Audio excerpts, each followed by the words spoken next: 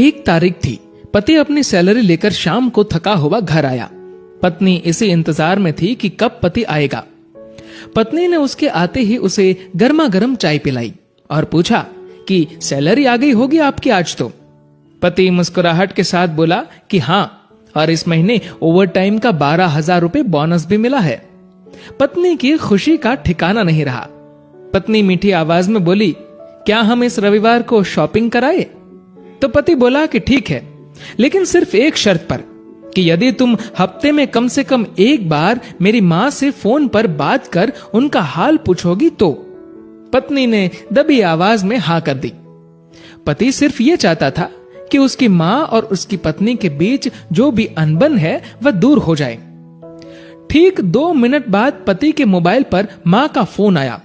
उधर से माँ बोली, कैसे हो बेटा? बेटा बोला, माँ मैं ठीक हूं। माँ ने सबका हालचाल पूछा तो पत्नी इधर मुंह बनाकर मन में सोच रही थी कि 1 तारीख है, अभी सैलरी आई है, इसलिए फोन करके पैसे मंगवाना चाहती है, लेकिन मैं 1 पैसा भी नहीं देने दूंगी इस बार तो। उधर माँ बोली, बेटा थोड़ी मदद चाहिए। तो बेटा बोला, बोलिए माँ, क्या हुआ माँ? बोली, बेटा इस महीने 5,000 रुपए मिल सकते हैं क्या?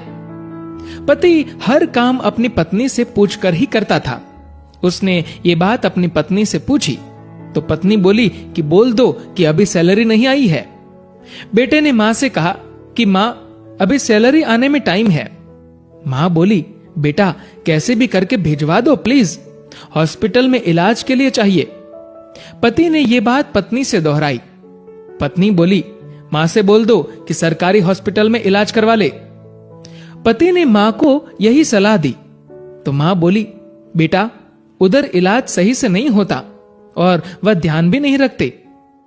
इस बार तो पत्नी को गुस्सा आ गया और वह अपने पति से बोली कि बोल दो उन्हें कि हमारे सर पर पहले से इतना बोझ है और अब इससे ज्यादा हम सह नहीं पाएंगे, इसीलिए सरकारी हॉस्पिटल में ही इलाज करवाओ। पत्नी के शब्द बिगड़ गए ये बोलते हुए कि वैसे भी 4-5 दिन की मेहमान है। पति इस बार बोला कि ऐसे तो मत बोलो माँ के बारे में। इस बार पति को थोड़ा गुस्सा आ गया, लेकिन मन को शांत करते हुए माँ से बोला, माँ इस महीने नहीं हो पाएगा, इसलिए सरकारी हॉस्पिटल में ही करवा लीजिए आप इलाज। माँ उधर से भीख मांगने लगी कि बेटा प्लीज 2,000 रुपए तो दे दो। तो पति आंखों में आंसू के साथ पत्नी से बोला कि कम से कम 2,000 रुपए तो देने दो। पत्नी गुस्से में थी, लेकिन जैसे तैसे मान गई और बोली कि ठीक है, बोल दो कि 2,000 रुपए भिजवा देंगे कल। तो इधर पति बोला, सासू माँ आपको कल 2,000 रुपए भिजवा दूंगा।